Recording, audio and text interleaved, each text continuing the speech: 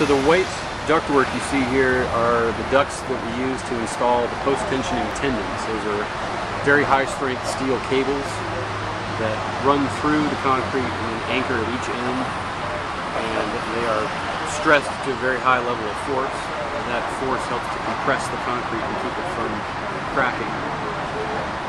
Each one of these ducts holds a tendon that will eventually be stressed to a force of about 1 million pounds,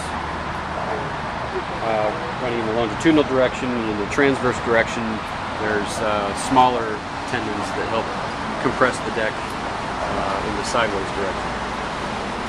And you say that tension helps pull the concrete together so it's less likely to crack over time. That's correct, yeah. Concrete works very well in compression. It has very high strength when you push on it, but when you pull it apart, its strength is only about 10% of its compressive strength. So we like to keep the concrete in compression and prevent that cracking from occurring, which helps with the durability of the structure. So by having a high-strength steel tendon anchored at each end, those anchors, when you stress that tendon, are pushing on the concrete and holding it all together. It's the equivalent of running a very large rubber band from one end to the other and tightening it up.